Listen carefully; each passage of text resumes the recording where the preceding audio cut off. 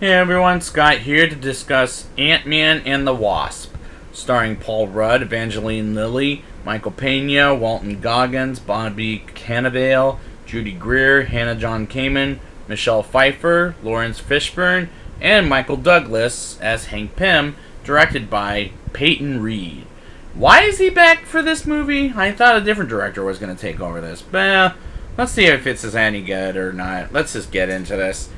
Before we get to the Marvel logo, we open with Dr. Hank Pym, returned by Michael Douglas, with his daughter Hope Van Dyne, returned by Evangeline Lilly, talking about how they could get Hank's wife, Hope's mother Janet Van Dyne, played by Michelle Pfeiffer, back in the world 30 years later.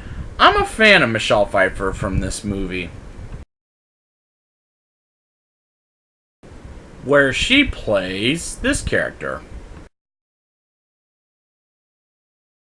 Sorry about the blurry picture, it just came out that way.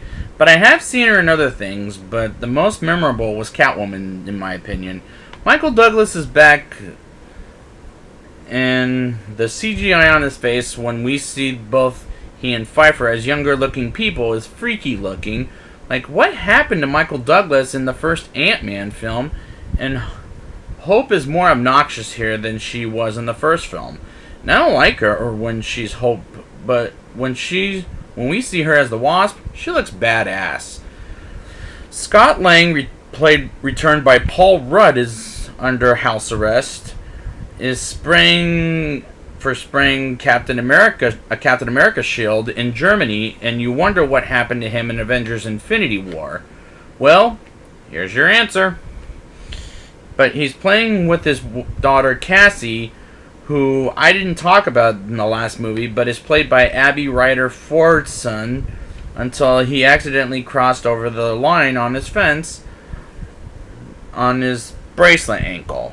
I like how they get into what happened to him while Infinity War was going on.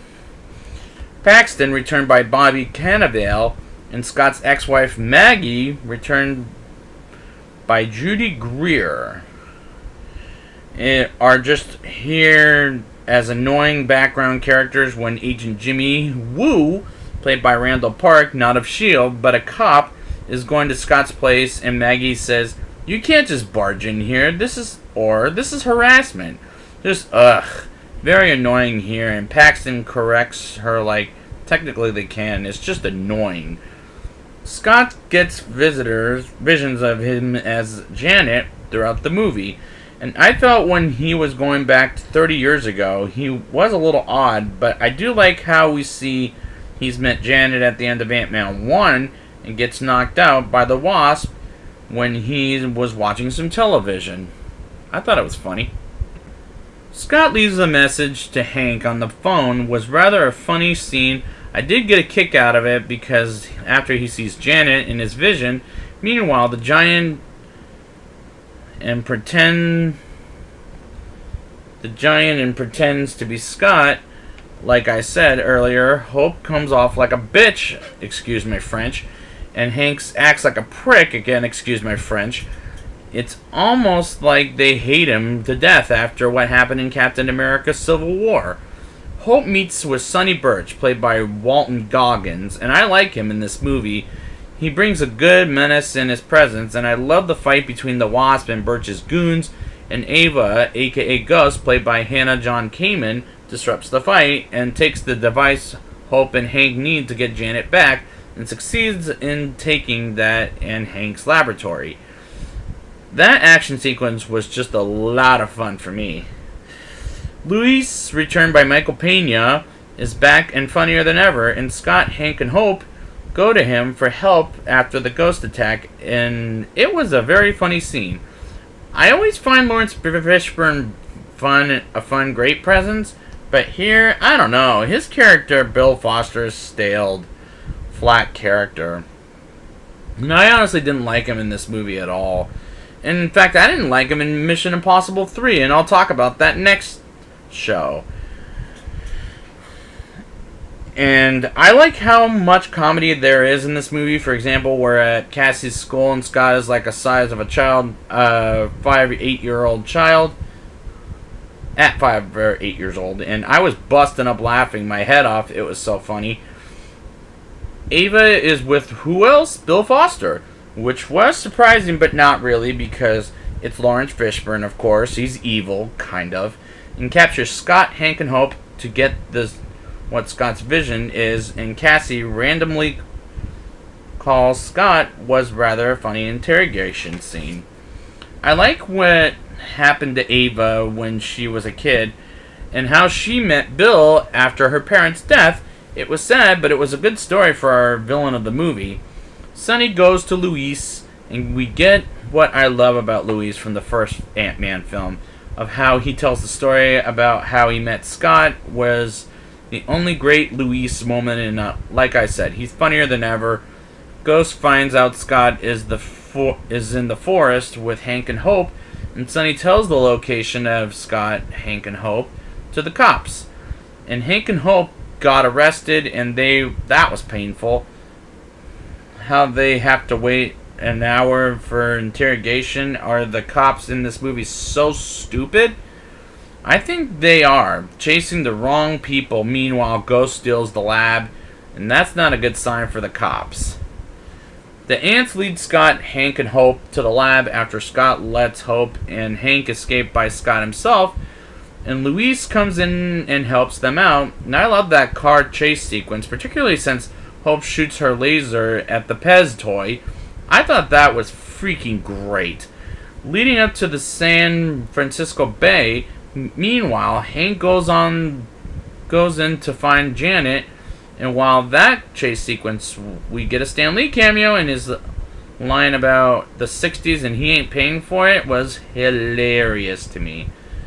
Scott almost dies from being a giant Ant-Man and almost drowns from his mask, while Hank found Janet and gets the hell out of there, and Hope gets Scott out of the water with the lab, and Ava almost gets killed by the machine Hank built throughout the movie, which I failed to bring up, but Hank and Janet run her ass over. That was an okay action sequence in my opinion. Janet cures Ava, and I was surprised Janet can do that after 30 years, and Wu almost catches Scott while he runs back home. Bill and Ava stick together until the end, and Scott was at home and got his bracelet off his leg, and Scott and Hope are a couple again, and end on a happy note with Hank and Janet moved to their house at the beach. And Scott and Hope with Cassie are in a drive-in with a laptop movie theater look-alike. It was a nice happy note after Avengers Infinity War. But during the credits scene is occurring during Avengers Infinity War with Scott in the world in the world where he met Janet in the first place, and Hope and Hank and Janet turned to ash. It was an intense moment for daring the end credits scene, because where will Ant-Man be in Avengers 4? The after credits scene is a joke, with the giant ant playing the drums and on Rock Band, and after that saying Ant-Man and the Wasp will return coming ? Now I'm on the edge of my seat until next year about what will happen in Avengers 4. Now it's time for the rating. I'll give this movie a 8.2 out of 10. This is a cure of not only of Ant-Man 1, but Avengers Infinity War's ending, and I had fun in this film, and this is a feel-good movie until the 2 credits scenes. I recommend you see this and have a good time. And it is a lot of fun for after the dramatic ending of Avengers Infinity War. So, thank you guys for joining me, and I will be back until March with Captain Marvel. And until next time, Avengers Assemble!